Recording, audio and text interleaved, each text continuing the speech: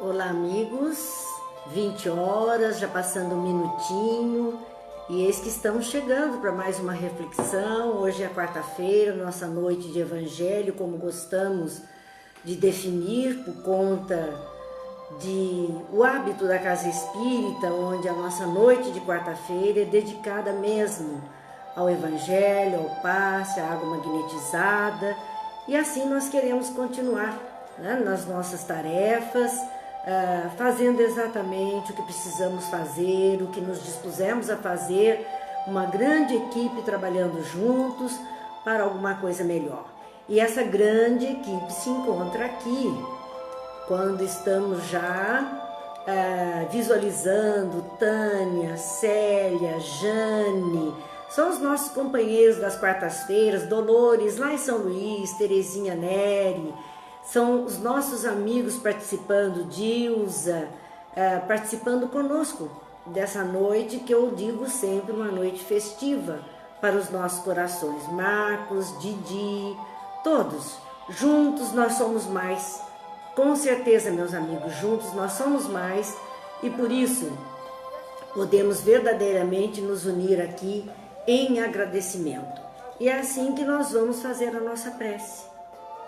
Vamos agradecendo a Deus, agradecendo a Jesus, a oportunidade deste encontro, os amigos que conosco partilham dessas reflexões, a espiritualidade amiga que nunca nos falta, nos intuindo, nos inspirando, nos ajudando para que verdadeiramente consigamos fazer o melhor por nós mesmos e por todos aqueles que partilham conosco da caminhada.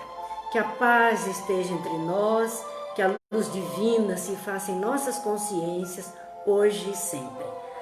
Vamos lá, meus amigos, hoje à noite de reflexões da obra O Pão Nosso, uma obra de Emmanuel através da psicografia de Chico Xavier, que traz aquelas reflexões habituais para nós dos versículos do Novo e do Antigo Testamento. Vamos antes ao nosso boa noite, a quem eu não disse ainda, a Cláudia, Edith, Ivete, Gil, que estão conosco nesse instante, participando dessa nossa vivência.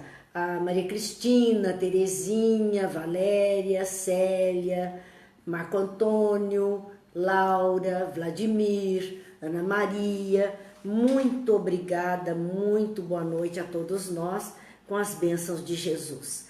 Vamos lá, nossa lição de hoje é a da obra O Pão Nosso, é a lição de número 60. E esta lição, ela tem como título A Lógica da Providência. A providência divina age com lógica em todas as situações. Muitas vezes nós não entendemos os desígnios divinos. Mas existe sim uma lógica, uma razão de ser, não existe o acaso. Eu costumo dizer que o acaso é o pseudônimo de Deus quando ele não quer assinar, então ele usa o acaso. Nós assim colocamos, não tem o acaso, as coisas estão todas muito certinhas e muito bem programadas para o nosso próprio bem-estar, para o nosso próprio evoluir. Boa noite a Eliana, boa noite a Rosângela, que tenhamos mesmo um excelente estudo, se Deus quiser. Esta página, esta lição de número 60, ela vem baseada num trechinho, num versículo da carta aos Hebreus, carta de Paulo aos Hebreus, no seu capítulo de número 10 e ao versículo 32. Então, como gostamos sempre de fazer, eu me sinto muito bem quando eu consigo entender em razão de que aquela frase foi feita e depois trazê-la para os nossos dias, porque se aplicava aos cristãos do passado e hoje nós nos dizemos cristãos, então se aplica a nós também. É uma questão apenas de trazer para o nosso dia a dia. Mas é bom saber em que momento isso tudo aconteceu para vivermos aquela situação e termos assim um comparativo com as situações atuais que estamos vivendo. Essa carta foi escrita, a carta aos Hebreus, no ano de Cristo. E era então destinada, hebreus eram aqueles cristãos que eram judeus fora, eram judeus de nascença, mas estavam fora do seu território, estavam em outras paragens, em outras localidades. Então o hebreu é o judeu fora do seu local de nascimento. Estes estavam e se saíram daquele ambiente que era o ambiente comum a todos da raça. É claro que eles conheceram outros costumes, outras regras, outras crenças, porque assim é. Quando nós vamos visitar outros povos, quando nós viajamos para outros lugares e saímos do nosso núcleo de vida comum, não precisa nem ser muito longe, nós vamos descobrindo outros tipos de pessoas, outras crenças, outros valores, outros costumes e muitas vezes vamos incorporando ao nosso modo de pensar e ao nosso modo de agir costumes que não faziam parte da nossa, vamos dizer, primeira educação. Mas vamos amealhando mais essas diferenças e colocando para o nosso existir. Isso é lógico, faz parte da evolução. E é correto, é isso mesmo que acontece com todos nós. Mas há que tomar cuidado, porque existem coisas que não nos convêm. Como sempre dizemos, e é uma fala de Paulo também, escreveu essa carta, esses cristãos, esses judeus, fora do seu território, que agora se denominavam cristãos por opção, estavam sendo perseguidos para que abandonassem a fé cristã. Então, havia uma perseguição para que eles desistissem da nova doutrina que estavam abraçando e voltassem para a região dos seus antepassados. Então, era um convite à apostasia, que significa abrir mão da fé, abrir mão daquela crença. Então, eles estavam sendo perseguidos no sentido de voltarem aos comportamentos anteriores, voltarem ao seu local de aprendizado, a região dos seus antepassados, porque não entendiam os mais radicais que aquela mudança, aquele abraçar uma doutrina nova seria algo bom para eles. É interessante, né? Porque às vezes acontece isso até dentro do núcleo familiar. Quando alguém do núcleo familiar abraça uma crença diferente, busca um conhecimento diferente, há muitas vezes uma perseguição acirrada dos próprios familiares para que ele abdique daquela novidade que ele está se envolvendo e que a ele tem valor, tem significância, e retorne ao comportamento antigo. Até usa-se a expressão, não foi isso que eu te ensinei, não era essa a religião que eu escolhi para você. A gente vê muito isso em questões religiosas. E isso estava acontecendo com o povo, com um número maior de pessoas, não era um indivíduo dentro do próprio grupo familiar, mas eram indivíduos de uma raça e que estavam sendo agora perseguidos para voltarem então àqueles comportamentos preconizados pelo aprendizado da própria raça. Vamos a mais uma turminha aqui do boa noite que eu não disse, eu fico devendo, eu não gosto de ficar devendo. Eliane, Júlio, Beth, Márcia, Regiane, Maria Regina, muito boa noite e muito bom por estarmos juntos. Então, o que contém essa carta aos Hebreus, ou como ela é constituída, como ela é formada? De 13 capítulos. São 13 capítulos que ela tem. Nesses 13, os 13 capítulos são direcionados. Dentro deles tem falas direcionadas a 3 tipos de pessoas. Hebreus, a 3 tipos de hebreus, a 3 tipos de pessoas que viviam então fora do seu núcleo e naquele local. Primeiro, aos que seguiam a Cristo.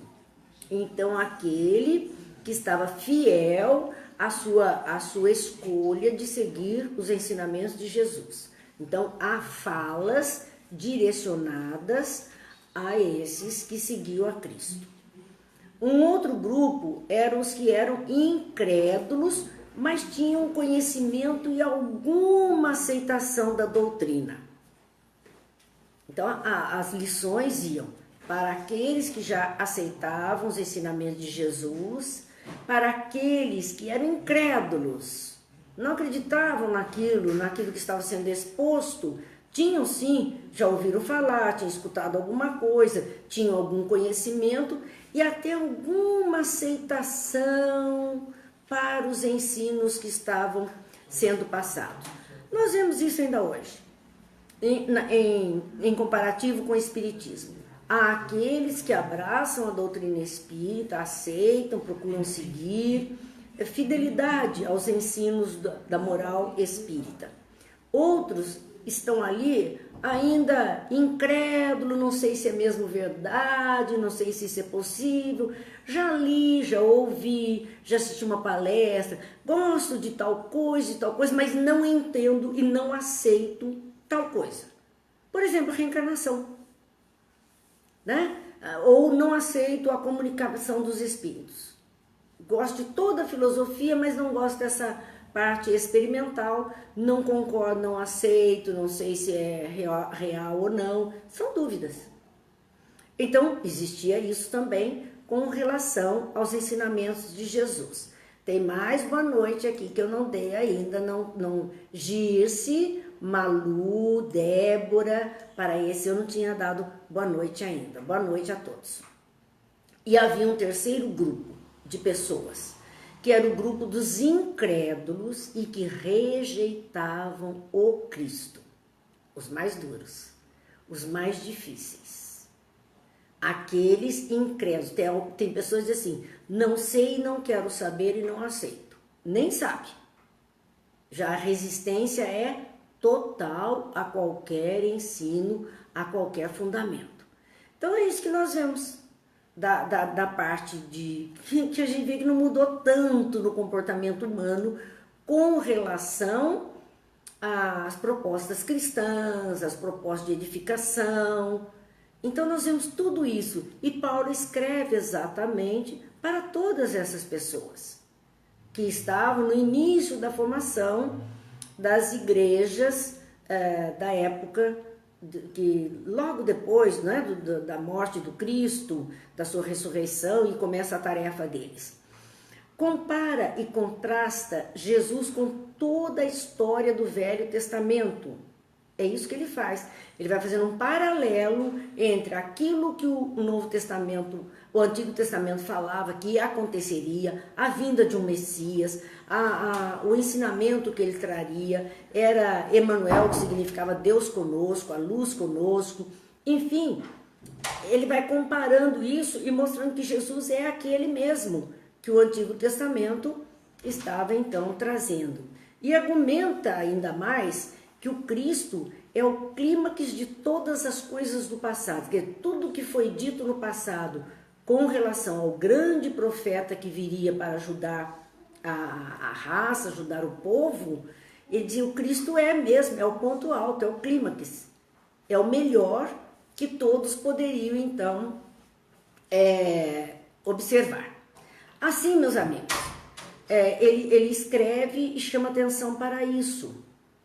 A vida do fiel, dizia Paulo então nessa epístola, né? A vida do fiel deve ser considerada como um êxodo contínuo para uma pátria prometida que não pode ser identificada com um lugar terrestre, seja ele qual for. Dizendo que esse trabalho, a vivência do ensino de Jesus, é um êxodo contínuo, então é um afastamento das materialidades que conhecemos e para uma pátria prometida, para um futuro espiritual. O fiel, ele vai selecionando o seu caminho, desapegando-se de determinadas coisas que existiam nesse êxodo que significa caminhada, libertação. Lembra, o êxodo era sair de uma prisão para a terra prometida. Então, o fiel, a vida do fiel tem que ser esse sair de uma prisão, daquilo que nos aprisiona. E o que nos aprisiona são as coisas materiais. É a nossa ganância, o nosso orgulho, a nossa vaidade, a nossa dureza de coração, sabe, o nosso desejo de vingança, o nosso ódio, nosso apego excessivo às coisas materiais. Isto é o que nos aprisiona. Isso nos segura ali. E de repente a vida do fiel é ir fazendo o êxodo, saindo dessa prisão para a terra prometida. E o que é que existia na terra prometida? Paz, alimento em abundância, possibilidade de uma vida feliz. Boa noite, Sônia, que chegou agora. Tá bom, graças a Deus. Sônia fez aniversário agora, né? Nós estamos esperando para comemorar juntas. Mas nós então vemos esse comparativo que Paulo está fazendo entre o êxodo do Antigo Testamento, a saída do modo de prisão, de uma escravidão, para a libertação, para a terra prometida, para a glória, para o bem-estar, para a liberdade. Enquanto nós vemos que hoje não estamos, muitos de nós, graças a Deus, a maioria da humanidade, não está mais nessa condição de prisioneiro e escravo. Já existiu e ainda existe, mas numa condição minimizada. Esta saída nossa, então, qual é a prisão? É a prisão em que nós nos colocamos por conta dessas escolhas que ainda fazemos, né? Eu nem digo que são escolhas infelizes, porque quem escolhe não escolhe para ser infeliz. Ele escolhe como um sinônimo da sua felicidade.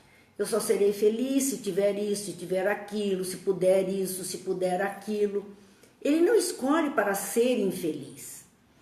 Só que não tem maturidade suficiente para entender que aquilo ali é que está prejudicando e que ele não será feliz não, porque aquilo é uma verdadeira prisão, é o apego que nos aprisiona.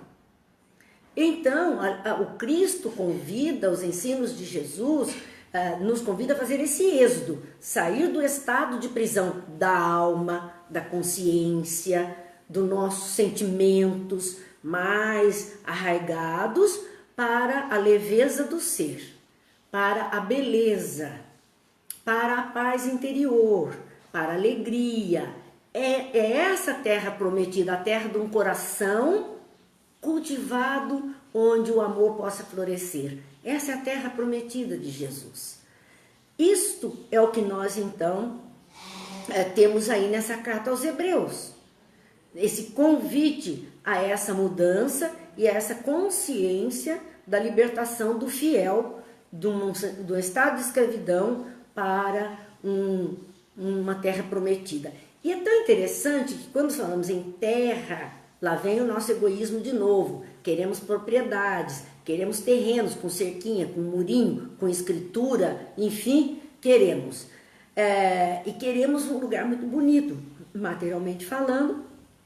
Procuramos esse lugar, tornar esse lugar muito bonito. Mas aqui Paulo lembra que esta terra prometida, essa pátria prometida por Jesus, não pode ser identificada, não há identificação dela com lugar nenhum no mundo, na terra. É algo tão melhor, é algo tão maior que nós não temos comparativos na materialidade terrena. Então, meus amigos, esse era aquele painel para a gente entender essa carta de Paulo. Qual era a proposta dele? A quem ele falava e qual era a proposta que Emmanuel vai analisar neste versículo de Hebreus, capítulo 10, versículo 32, onde ele diz: depois que fostes iluminados, suportastes grande combate de aflições. Vamos lá, ele falava daquelas perseguições que aqueles primeiros cristãos, judeus que estavam aceitando, né, ou hebreus que estavam aceitando, são judeus de nascimento, traziam conhecimento, mas agora estavam aceitando a nova doutrina que o Cristo trouxe. Nós vimos que eles estavam em perseguição e aflitos com as perseguições. Mas é claro que quando Paulo citou isso, ele não estava falando dessas aflições terrenas apenas. Em toda a lição que nós temos dos evangelhos, há que se transportar isso para a intimidade do ser, para a consciência do ser, para os sentimentos do ser, para a alma. Então deixemos de lado esse quesito material de aquisição e vamos levar isso aqui como uma grande verdade que Paulo está dizendo: depois que fostes iluminados, suportastes grande combate de aflições. Vamos lembrar uma pequena história? Conta-se que uma mulher vivia ali muito tranquilamente na sua casa, um casal recém-casado. Essa historinha a maioria que conhece. E aquela jovem, toda manhã, quando ia preparar o café para o marido, olhava pela janela, via a vizinha estendendo roupa no varal e dizia simplesmente que a roupa dela estava suja, encardida. O marido não aguentou. Um dia ele saiu, deu a volta na casa e acabou fazendo lá um trabalho. E no dia seguinte, ela olhou para aquilo e disse: nossa, olha que beleza, custou, mas ela aprendeu a lavar a roupa, hoje está branquinha. E o marido disse: não é a roupa dela que está branquinha, a nossa vidraça que estava suja. E aí a jovem caiu em si, porque ela vinha todo aquele tempo falando mal da vizinha. Simplesmente porque os olhos dela estavam embaçados pela sujeira da própria vidraça. Então, quando Paulo diz, quando você é iluminado, ou seja, tira-se a sujidade dos seus olhos e a transparência se faz, nós vamos enfrentar um grande combate de aflições em nós. Ela ficou aflita porque simplesmente ela estava falando mal de alguém que não merecia. Ela foi injusta, ela foi maldosa. E assim, é claro que ela ficou remoendo na consciência esse deslize. Também nós vemos que quando a luz se faz no ambiente, uma luz mais clara, uma luz maior que se faz, quando chega a iluminação no ambiente que estava acostumado com uma luz de lampião, de lamparina, aí a dona da casa olha e diz: nossa, olha quanta sujeira naquele canto, tem teia de aranha, tem sujeira. Por quê? Porque aí ela está enxergando aquilo que então ela não enxergava. E aí ela fica aflita. Agora eu vou ter que limpar, porque toda hora que eu olhar eu vou ver a sujeira. São aflições materiais ainda, como nós estamos comentando. Mas isso aqui, levemos para a nossa intimidade. Depois que fostes iluminados, o Cristo é a luz. O seu ensino é a luz em nossas consciências. Depois que ouvimos, aprendemos do Cristo, aprendemos os seus ensinos, não podemos mais alegar ignorância e obscuridade. Já estamos iluminados. E se estamos iluminados, agora começa esse processo de combate de aflições, porque ficamos aflitos em perceber em nós mesmos grandes deslizes, grandes sujidades, teias de aranha, pedras de tropeço, espinhos na carne, tudo isso nós vamos enxergar. Aí vamos ter que combater. Agora ficamos aflitos. Meu Deus, eu não sabia que eu era assim. E agora, com esse ensinamento, eu descubro isso. Que vergonha.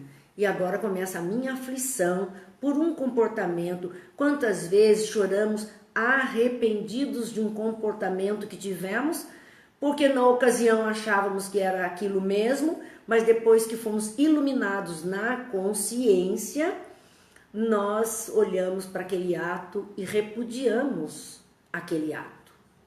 Repudiamos em nós mesmos. Como eu pude? Como eu vivi todo esse tempo agindo dessa maneira? Então nós vemos que é uma situação que vai incomodar. A quem muito for dado, mais será pedido, disse Jesus. Quanto mais luz, mais dificuldade, porque vamos enxergar, sim, as arestas pontiagudas, a maneira de ser que ainda não é adequada à lei do amor que o Cristo trouxe. A Tânia dizia assim, as lágrimas rolam. Tomara, Tânia, que elas rolem pela razão de entendermos o que fazíamos de mal feito e agora vamos com certeza retificar. E muitas vezes ouvimos expressões de pessoas que dizem assim, se eu pudesse voltar no tempo, voltar naquela ocasião, com certeza hoje eu não faria o que eu fiz. Choramos, mas abençoada a lei de reencarnação nos permite voltar. Então, se não conseguirmos retificar agora, seguindo o mesmo conselho de Jesus que diz, reconcilia com o teu inimigo enquanto estás a caminho, e não é só o inimigo o outro, a outra pessoa, mas é o inimigo que está dentro de nós, que é o inimigo da nossa paz, que é o inimigo da nossa fé, é o inimigo do nosso comportamento ideal. Se eu não identificá-lo e não me reconciliar com ele, admitir que ele existe e trabalhá-lo para que ele se transforme, eu estou deixando um tempo precioso. Reconcilie enquanto estás a caminho, porque aí nós saímos melhor. Aí nós já fizemos a parte difícil que estávamos então comprometidos. O Gil diz, por isso muita gente prefere viver na ignorância. É verdade, porque quanto menos eu souber, mais eu posso errar e vou alegar, eu não sabia. É muito mais fácil. Não ter conhecimento é muito mais fácil, porque quanto mais se conhece, quanto mais se sabe, mais se está obrigado a fazer diferente. Não podemos mais alegar que não sabíamos. O peso é outro. Sabe aquele réu primário que ignorava todos os fatos, que cometeu um deslize, porque não sabia, que verdadeiramente sabia todas as consequências e cometeu o deslize. É diferente. Até a justiça dos homens acrescenta pesos diferentes para essas situações. Imagine a justiça divina. Então, Edna, boa noite, que você está assistindo. Graças a Deus. É bom também estar conosco. Edna é irmã da Beth, e é uma família que a gente quer muito bem. Vamos lá, minha gente. Como Emmanuel está analisando, então, esta fala. Depois que fostes iluminados, suportastes grande combate às aflições. Quer dizer, depois que a gente toma ciência, às vezes a gente tem um comportamento uma vida inteira, transgride em determinados pontos, em determinadas situações. E um dia, como eu digo, a fatura chega, a conta é cobrada. E aí a gente toma ciência assim, meu Deus, fui eu que fiz tudo errado. Agora daqui para frente estou obrigado a fazer diferente se quiser continuar vivendo bem.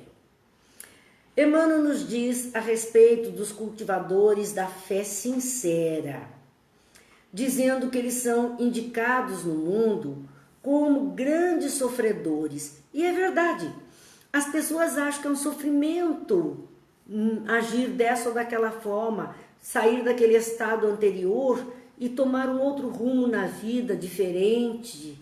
Nossa, mas que sofrimento, não participa disso nem daquilo, não vai ali, não vai aqui, não faz assim, não faz assado. Ou atrelando a condições dos mártires mesmo, né, que existiram.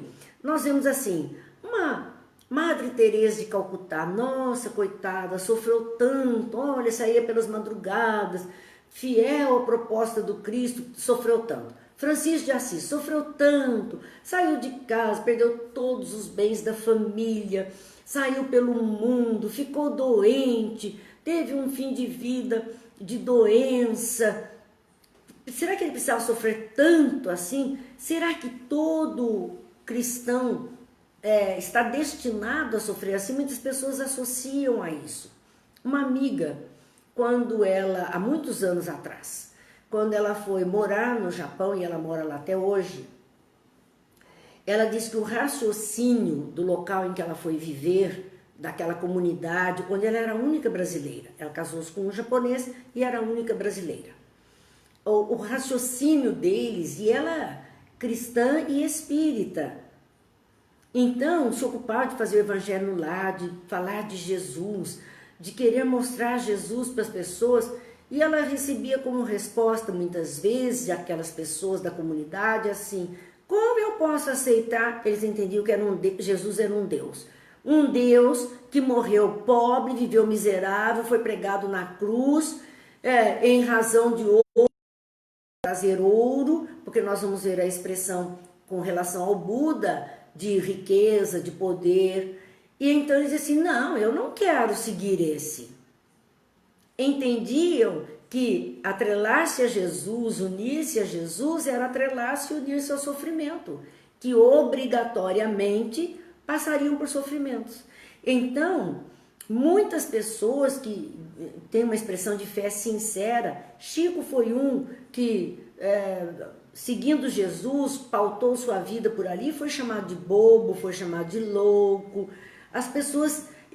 por que Chico sofreu tanto? Por que Chico teve tantas doenças? Ora, Chico estava no corpo humano e os nossos corpos estão sujeitos às intempéries e às dificuldades do planeta. Por que seríamos isentos dessa experiência?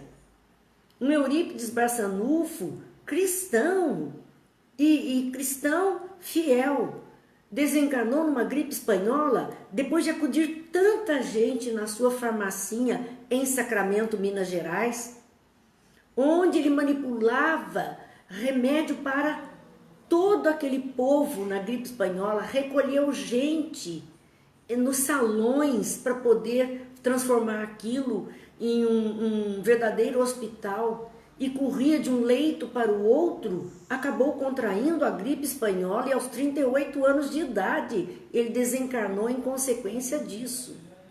Poxa, mas Eurípides era uma maravilha, uma mediunidade fantástica, um cristão, um homem bom. Como Deus permite isso? Nós estamos duvidando da lógica da providência, que é o título da página de hoje. Não sabemos por que Eurípides teria que passar pela mesma experiência, mas sabemos que ele não era diferente de ninguém. O corpo humano dele era tão igual aos outros e talvez tão frágil, tão fácil de ser derrubado por um vírus de uma gripe espanhola. Então as pessoas atrelam que tornar-se cristão, que abraçar as ideias do Cristo, é ter que sofrer. Não temos que sofrer mais do que qualquer outra pessoa. Teremos que sofrer o que todos sofrem, as coisas naturais do nosso mundo, consequências naturais do ar que respiramos, do alimento que temos. Alguns vão passar por essas condições que agridem outros corpos de forma assintomática. Nós estamos vendo isso com relação ao Covid. Alguns, sim, se contaminam, são assintomáticos, alguns não têm qualquer manifestação da doença, enquanto outros a doença derruba e mata. E não escolhe cristão ou não cristão, rico ou pobre, criança ou velho, não, está todo mundo na mesma situação. Então, é uma inverdade querer associar ao abraçar uma doutrina de Jesus que obrigatoriamente o cristão teria que passar por grandes sofrimentos. Pessoas então se afastam de círculos religiosos temendo o contágio do padecimento espiritual. Ela não quer passar por aquilo. Se ela vê que o outro, nossa, é uma pessoa tão boa, tão caridosa, uma pessoa religiosa, uma pessoa que abraça os ensinos de Jesus, tem uma vida reta, está sofrendo assim, eu não quero isso não. Foi o que os japoneses falaram para essa minha amiga. Eu não quero isso. Porque se o próprio líder dessa religião, que é o Cristo, passou por essas dores, imagine se eu quero passar. Então muitos se afastam, procurando alguma coisa que dê uma garantia para eles de que não vão sofrer, de que não vão passar por percalços na vida, que vão ter uma vida feliz e tranquila. É o que todo mundo busca, a facilidade nessa situação. Então, meus amigos, nós vemos a questão de que ímpios, ignorantes e fúteis, presos às fantasias exteriores, quando se abeiram da verdades celestes, atravessam grandes túneis de tristeza, abatimento e taciturnidade. É verdade, porque a pessoa, ela teve uma vida fútil, ela teve uma vida de erros, de pecados, de enganos, teve uma vida de ignorância, e num repente, e tudo isso envolvido pelo mundo material, pelo mundo exterior.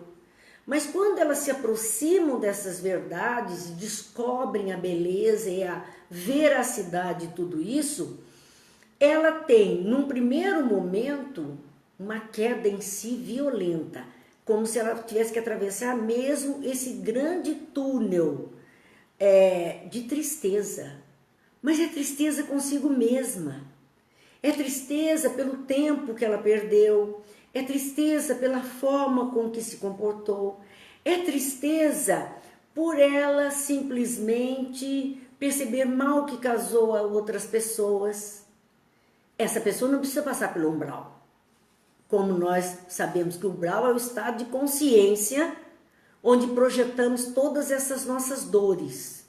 Se ela está fazendo aqui esse processo, essa catarse, permitindo que essas dores das reflexões, da percepção da vida se realize, ela simplesmente vai sofrer aqui por isso, vai se abater, vai se tornar mais fechada, reflexiva sobre a própria vida, mas atravessando esse período de caiu a ficha, atravessando esse período, ela vai para as alegrias permanentes da espiritualidade superior. Venceu a si mesmo e ela vence o mundo.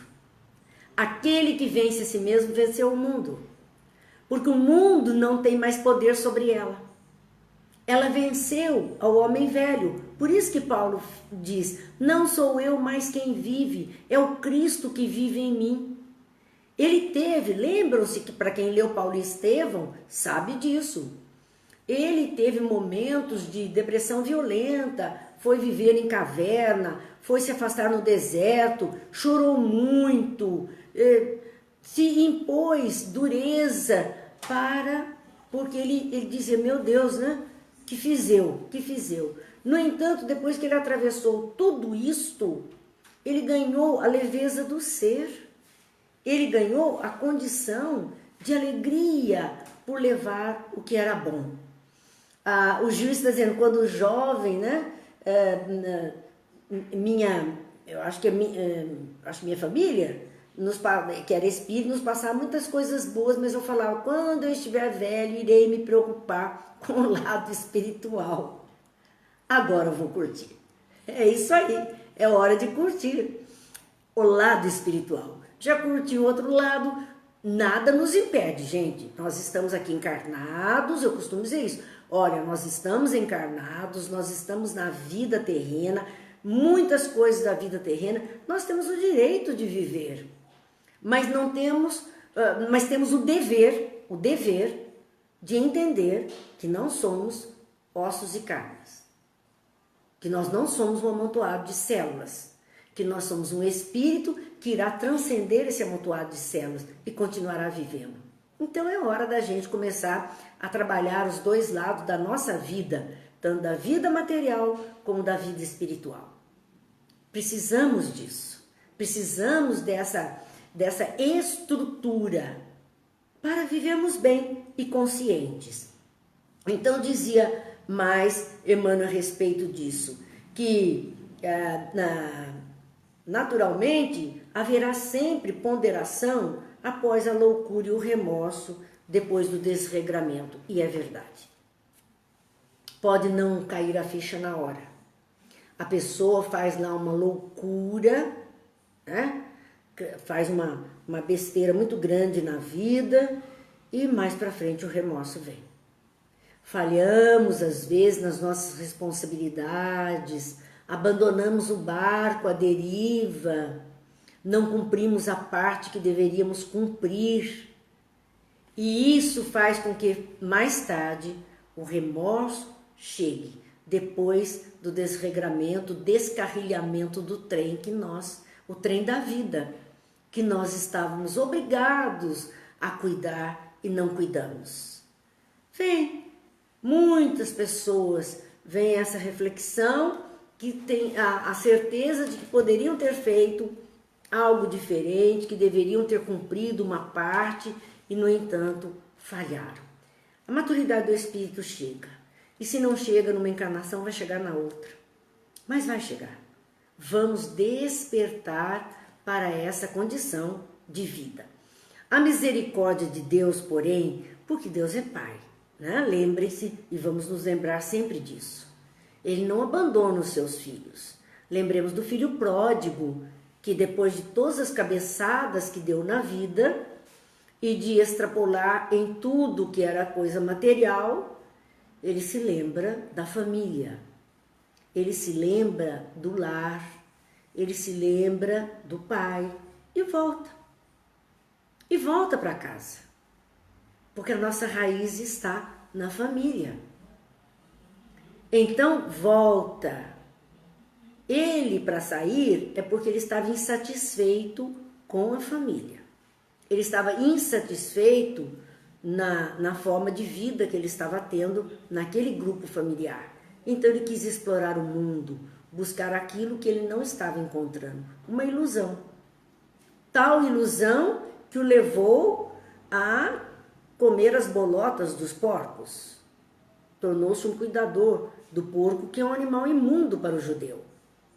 E, no entanto, ele volta. Quer dizer, ele desceu ao último para, então, perceber que o mais importante ele tinha deixado lá atrás. E ele volta. É isso, vamos voltar. Vamos voltar para onde deveríamos ter aprendido algo mais ou colaborado. Gente, a gente não pode esquecer nunca disso. No projeto reencarnatório de um grupo familiar, quando nos unimos em família, constituindo aquela família que vive debaixo do mesmo teto, nem sempre aquele que está pai ou que está mãe, então são os mais velhos, são verdadeiramente espíritos mais velhos e mais sábios que aqueles que estão filhos. Às vezes nós temos um inverso, embora o papel diga que o mais velho deve cuidar do mais criança e que deve orientar e conduzir, às vezes aqueles que estão no papel de pai e mãe precisam muito mais da ajuda daquele filho que está olhando e vendo como ele é imperfeito, como ele é difícil e que precisaria ser ajudado. Porque é o núcleo inteiro. Todos nós somos responsáveis uns pelos outros. É um núcleo inteiro. Não são os papéis. Não é o clichêzinho. Estou pai, estou mãe, estou filho, estou neto, estou avô, estou avó. Não é esse clichê que me dá a qualidade de espírito, pode me dar a posição na hierarquia familiar e até em sociedade, com algumas responsabilidades, mas não me dá a sabedoria e a maturidade de espírito. A convivência como um todo com estes espíritos que compõem esse núcleo é que vai alterar então o comportamento de um e de outro, e se Deus quiser que seja para melhor, porque senão vamos nos arrepender. Tínhamos o compromisso e abrimos mão, e vamos nos arrepender. Então, meus amigos, É disso que está dizendo a misericórdia divina, a misericórdia que se manifesta na justiça de Deus. Essa é a justiça. Fazer com que caia, descerre, saia as escamas dos nossos olhos. Lembram que Paulo ficou enceguecido logo que ele se deparou com o Cristo no convite de que ele se tornasse o divulgador da mensagem do Cristo? Jesus, ele diz, Paulo, Saulo, Saulo. E Saulo pergunta, Senhor, por que me persegues? O que é que deseja comigo? O que desejas? Ele ficou cego, é esse túnel. Não é tanto uma cegueira física, mas é essa cegueira espiritual de não saber nem para onde ir. Quando você tem a luz de um lado e você está saindo da treva, saindo da ignorância. E esta cegueira as escamas foram caindo e ele pôde voltar a ver, mas ele passou a ver de uma outra forma a vida. É isto. A justiça divina é esta, que faz com que caiam as escamas dos nossos olhos e possamos agora ver com outros olhos, no caso, olhos dos ensinos de Jesus, olhos da amorosidade, olhos da responsabilidade, do dever. Essa visão, justiça divina, transcende a compreensão da humanidade. A gente pode até não compreender os acontecimentos, mas a justiça divina está presente nos acontecimentos. Não há acaso. Tudo está acontecendo em nosso redor para que a gente possa se educar, encontrar um caminho, servir, amadurecer e seguir adiante. O Pai confere aos filhos ignorantes e transviados o direito às experiências mais fortes, somente quando estiverem iluminados. Então, enquanto não tivermos essa iluminação, enquanto não tivermos o conhecimento dos ensinos de Jesus, enquanto as escamas não caírem dos nossos olhos, somos como crianças pequenas, sem poder assumir grandes responsabilidades com a vida. Mas o Pai aguarda essa nossa maturidade. Ele aguarda que nós possamos, como Saulo, nos levantarmos como Paulo, com a força de Paulo, para podermos receber em nossos ombros os fardos mais pesados, porque agora estamos prontos. O dito popular diz, Deus não coloca fardos pesados em ombros fracos, porque Ele sabe que não aguentaria. Então, para aguentar tarefas, compromissos maiores, fardos mais pesados, tem que se estar dotado de ombros mais fortes, de capacidade de visão e maturidade de espírito maior ainda. Somente quando estivermos iluminados. Então não há castigo de Deus, percebam, há uma oportunidade divina, há uma lógica divina.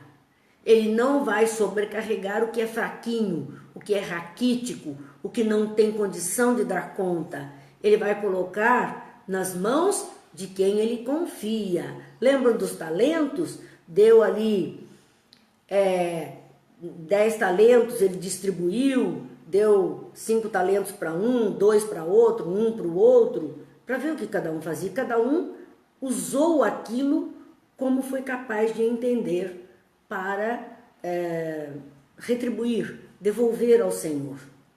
E o que esse Senhor faz? Tira daquele que pouco tem e dá àquele que mais tem. Dá o peso, dá o talento a ser cuidado, dá a tarefa de gerenciar tudo isso. É isso que ele pôde dar, porque aquele ele confiava que daria conta. Então não reclamemos. Se estamos sendo por alguma razão testados nisso ou naquilo, é que nós temos ombros fortes, é que nós temos condição e Deus está contando conosco para que a gente possa fazer o melhor. A Regiane escreve, tem casos que parece que o filho tem mais juízo que o próprio pai.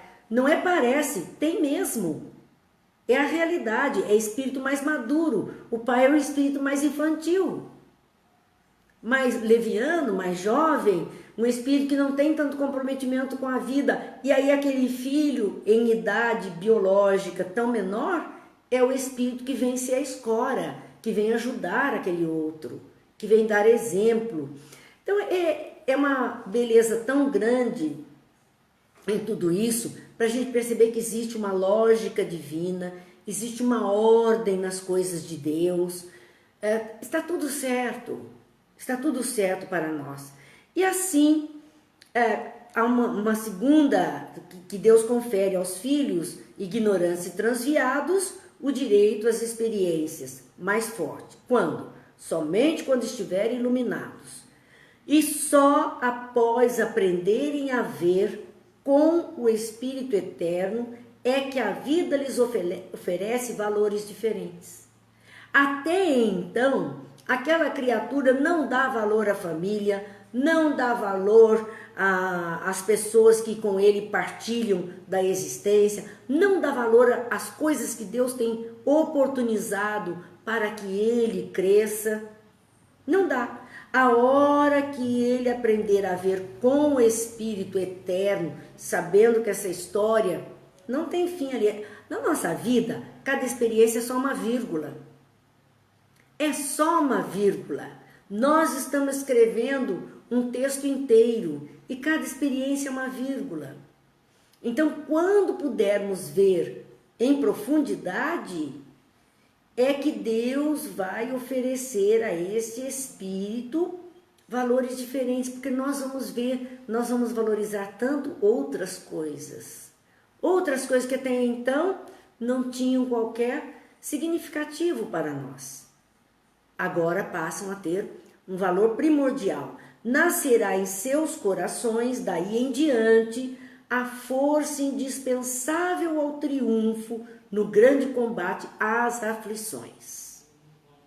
Então, a partir desse momento de luz na consciência, um olhar mais cristianizado para o mundo, para tudo que acontece conosco, é que nasce no coração dessa criatura uma força indispensável, uma força muito grande ao triunfo no combate às aflições. Às vezes nós vemos pessoas vivendo uma situação tão difícil e você vai conversar com aquela pessoa, ela é tão forte, ela age com tanta precisão, ela simplesmente leva aquela dificuldade que para outros seria uma coisa absurda. Ela vai combatendo aquilo que para outros seria aflição de uma forma natural, com a força da sua fé, da sua maturidade de espírito. É isso que vai fazer a diferença para as pessoas. Os frívolos e oportunistas, porque existem, né? As criaturas frívolas, as criaturas oportunistas, não obstante as aparências, olha como Deus é. São almas frágeis. Quando nós vemos pessoas com esses comportamentos frívolos, oportunistas, vazios, ignorantes, não nos enganemos. São almas muito frágeis. São espíritos débeis, fraquinhos. Emmanuel compara a galhos secos que se quebram na primeira ventania. São criaturas que não têm estrutura, não se aguentam, não enfrentam aquilo com a força que o outro tem. São almas frágeis. Espíritos nobres sabem disso e se compadecem. Se compadecem dessas criaturas mais complicadinhas. Tem mais gente aqui para dizer boa noite, Humbertinho, Andréia, boa noite. Só a luz espiritual, diz Emmanuel, concede êxito nas provações. A prova vem, a aprovação está ali. É a aprovação em família, é a aprovação na questão do emprego, é a aprovação de momentos de doença que nós estamos vivendo. Somente aquele que está escorado pela fé, e a fé faz uma diferença enorme, faz tanta diferença que hoje nós temos disciplina na cadeira de medicina, nós temos uma cadeira chamada Medicina e Espiritualidade. Porque essa questão de espiritualidade, de força, de fé, de maturidade, de transcendência, dá uma qualidade diferente ao doente que se apresenta ali. Ele passa pelo estado de doença com mais equilíbrio, com mais tranquilidade e até com mais sucesso na medicação que ele está recebendo para uma cura mais rápida. Quanto se tem pedido na área da medicina para grupos de oração por aqueles que estão em aflição, em estado de doença, para que eles se recuperem? Porque é essa energia emanada da criatura que está na luz espiritual que vai levar um êxito à provação que o outro está passando. E ela mesma. A fé remove montanhas, disse Jesus. As montanhas das dores, das dificuldades, das aflições. Então, essa luz espiritual todos nós precisamos buscar para o nosso próprio bem, para a superação das dificuldades que elas existem, são provações do nosso caminho. Mas passamos graças a Deus, graças a essa força que se desenvolve.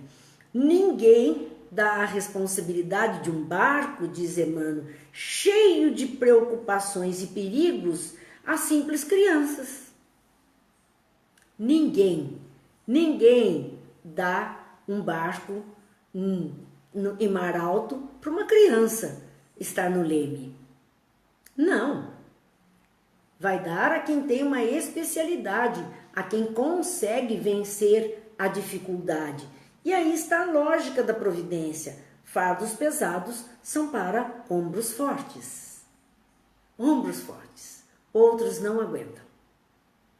Então, se estamos sendo provados muitas vezes na dificuldade, é porque nós estamos prontos para isso. Porque senão, elas não chegariam até nós. E se estamos prontos para isso, nós precisamos nos calçar da oração, precisamos nos calçar dos bons pensamentos, das boas palavras, da nossa fé, para criarmos um revigorante e conseguirmos vencer então todas essas dificuldades que são naturais do mundo em que vivemos, da qualidade de vida no mundo em que vivemos. Assim, meus amigos, nosso horário está no finzinho. E hoje, como toda quarta-feira, estamos aqui com o nosso copo d'água para a magnetização. Vamos pedindo a Jesus, vamos pedindo aos amigos espirituais, aos bons anjos, que tragam para essas águas os fluidos que necessitamos, para o equilíbrio, para a saúde, para a paz. Que permita que todas as águas da terra sejam elaboradas de uma forma tal que aqueles que puderem dela usufruir recebam o benefício que necessitam neste momento. E vamos à nossa prece de Cáritas, que diz: Deus nosso Pai, que sois todo poder e bondade, dai força àqueles que passam pela provação. Dai luz àquele que procura a verdade e ponde no coração do homem a compaixão e a caridade. Deus, dai ao viajor a estrela guia, ao aflito a consolação, ao doente o repouso. Pai, dai ao culpado o arrependimento, ao espírito a verdade, à criança o guia, ao órfão o pai. Senhor, que a vossa bondade se estenda sobre tudo o que criaste. Piedade, Senhor, para aqueles que não vos conhecem e esperança para aqueles que sofrem. Que a vossa bondade permita aos espíritos consoladores derramarem por toda a parte a paz, a esperança e a fé. Deus, um raio, uma faísca do vosso amor pode abrasar a terra. Deixai-nos beber nas fontes desta bondade fecunda e infinita, e todas as lágrimas secarão, todas as dores se acalmarão. Um só coração, um só pensamento subirá até vós, como um grito de reconhecimento e de amor.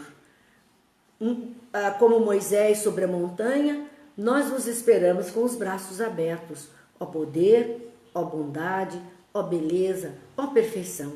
E queremos de alguma sorte nos tornar espelhos onde se possa refletir a vossa divina imagem. Abençoa-nos, Pai, dá-nos a fé, dá-nos a razão, dá-nos a simplicidade, para que verdadeiramente nos tornemos esses espelhos, onde a sua imagem abençoada possa se refletir sobre todos aqueles que de nós se aproximarem. Muita paz, muita luz, que esta paz se estenda e que essa luz na consciência se estenda sobre aqueles que estão, como eu digo, nas governanças do mundo, para que eles consigam fazer escolhas melhores para todos. Não é fácil, o fardo é pesado, mas são ombros com certeza fortes para a proposta que abraçaram um dia e pretendem dar conta agora. Então que Deus abençoe a todos, Jesus ilumine, que amanhã possamos ainda estar juntos conversando sobre as falas de Jesus na obra Boa Nova, que com certeza teremos muito proveito. No mais, amigos, lembre-se de passar lá no YouTube, no canal Marina Ferri. Não é por mim, vocês sabem disso, mas é que passando por lá, cadastrando-se, deixando o seu sinalzinho de positivo, batendo aquele sininho para receber as mensagens, é claro que eles vão perceber que há uma movimentação e haverá um interesse em que aquilo permaneça lá ao alcance de todos. É uma forma que nós temos de semear o bem tão rapidinha, a custo zero para cada um. Que Deus abençoe e até amanhã, se Deus quiser.